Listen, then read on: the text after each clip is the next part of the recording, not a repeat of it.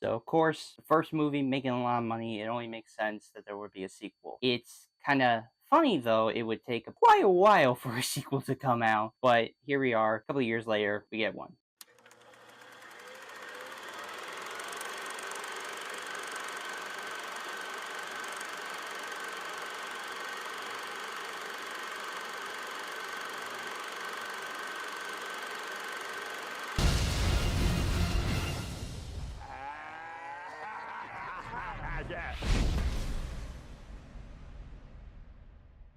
Bad Boys 2 is once again directed by Michael Bay with a screenplay by Shelton and Jerry Stahl and a story by Cormac, Wibberley, Marianne Wibberley, and Ron Shelton. Film stars Martin Lawerence, Will Smith, Jordi Mollà, Gabrielle Union, Peter Stormare, Theresa Randle, and Joe Pantoliano. According to IMDb's plot synopsis, two loose cannon narcotic cops investigate the flow of ecstasy into Florida from a Cuban drug cartel. Now we fast forward to 8 years later. 8 years. And a sequel would be released in 2003. 8 years. I'm kind of surprised that it would take that long for a sequel to come out, but it's funny how some sequels would come out just years after the first movie, which is kind of interesting to think about. I remember not liking this film the first time I watched it, and having rewatched it, yeah, I kind of still don't like it, which is kind of unfortunate. But before I give you my problems, here are some of the positives that I had with the movie. The performances are entertaining. Again, Lawerence and Smith are fun and hilarious together because of their chemistry all throughout this movie. They are the biggest highlight to enjoy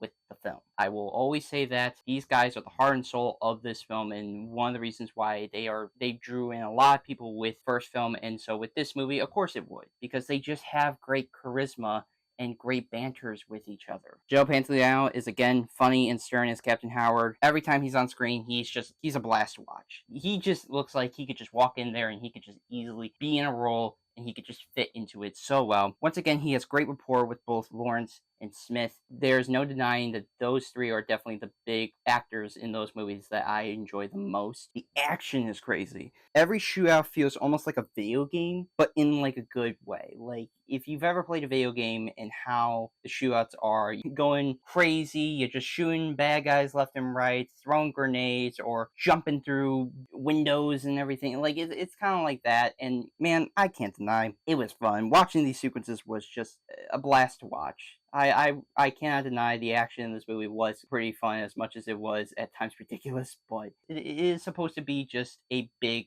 action movie. Cinematography is intense. Cinematographer Amir Morki does a good job of displaying the action sequences, but also capturing the look and feel of Miami. A well put together film. It's just crazy to see how much the film captures the same style as the first film and how it looks. It's just all amazing. It's really well done choreographing of camera work, and as well as seeing the carnage and action go down. It's awesome. The production is terrific. If there's one thing I can always give by this point in his career, like starting from here until where we're at now, if there's one thing I can give credit, Michael Bay knows how to assemble a film crew that is always at standby, making sure that the film is intense. That is one thing I always give props to Michael Bay nowadays, is he knows how to make an ensemble. He knows how to pull together a crew. He knows how to know when things go off and whatnot. And a lot of the times it is because of wanting to make sure that the film is intense, that I think that's what sells his movies really well, is because of how he can assemble a production crew for his films. Besides that, I didn't think this movie surpassed the first film, but kind of regresses it back for me. So now let's just get into the negatives. The story is flat. Although I'm usually fine with standard action movie plots, but there's nothing really memorable about this movie. Like, there's not a moment that I kind of sat there in love. Maybe like a sequence, like an action sequence, but not really a story moment that I actually really liked. There was nothing about it that stood amongst other action movie plots. The direction is too chaotic. Director Michael Bay still makes a frantic and loose film that doesn't feel tight enough. He's very bombastic and sporadic with his direction. The way he captures things, the way how it all moves, it all just feels super loose and super fast. And while I understand that maybe that's how the movie's supposed to be, in terms of direction, it just kind of feels like, just feels a little bit sloppy in my opinion. It just doesn't feel as tight enough as it can be. I mean, if I had to say which one is better directed, I would say the first, but really both just really show that Michael Bay just has a hard time of keeping focus on one thing, and he just makes a lot of things just go boom and crash and explosions and here or there. He's very spontaneous with that. There's a subplot in this movie involving a Haitian gang that I think is pointless. I feel like they were put into the film for the sake of having some more shootouts and to progress like the main story for like one part of the film, and that's it. There could have been a different way to progress the plot that didn't put another gang in the movie, that I just feel like there was just no point. It just, these guys just show up out of nowhere and they're in it for, a good portion and then they're just gone. And it's like, well, that was pointless. What were they there for? To progress the story, I guess, but you could have found a different way to do that. The villain is boring. Just like the first film, the villain feels generic and forgettable. In the end, he's just bland. He's just another drug cartel kingpin boss type of thing. That's really it. Sorry, Cuban, and we'll get to the writing in a bit. But yeah, there's just nothing about like these villains that are just interesting, and I wish the villains were interesting, but they're not, or at least fun. But they're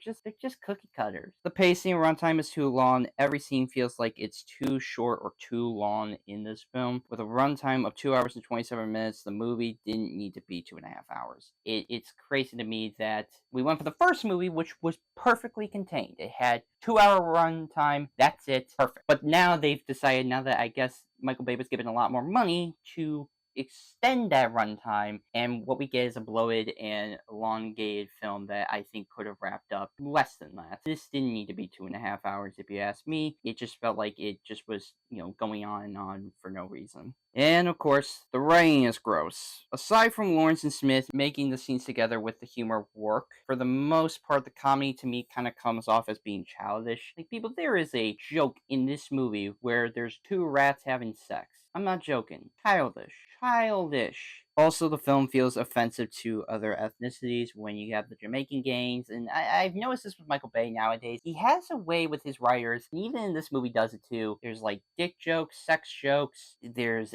offensive ethnicity jokes or caricatures that I just don't like seeing these days in movies. I just don't like seeing ethnicity portrayals this offensive in that regard. And for that, I just don't like that. This could have improved upon the first film, but it doesn't. It steers in the opposite direction and just becomes a loud and chaotic film, which is a disappointment. I wish this could have improved over the first movie, but it didn't. And that's kind of disappointing because I usually want sequels to improve upon its first, but it doesn't. Kind of sad to me. I'm giving Bad Boys 2 a 4 out of 10. I think it is not that good of a sequel. I mean, I would rather watch the first, even though the first movie's fine. I would rather watch that because at the very least, there wasn't even more offensive stuff that comes in this movie, that it just kind of feels gross in a way, and it kind of shows where Michael Bay's like trajectory with regards to his writers and what he views in terms of comedy to just be gross. Another disappointment. So I will now be giving my review for Bad Boys for Life before reviewing Bad Boys Ride or Die. So yes, look forward to those reviews and other movie TV show reviews coming soon.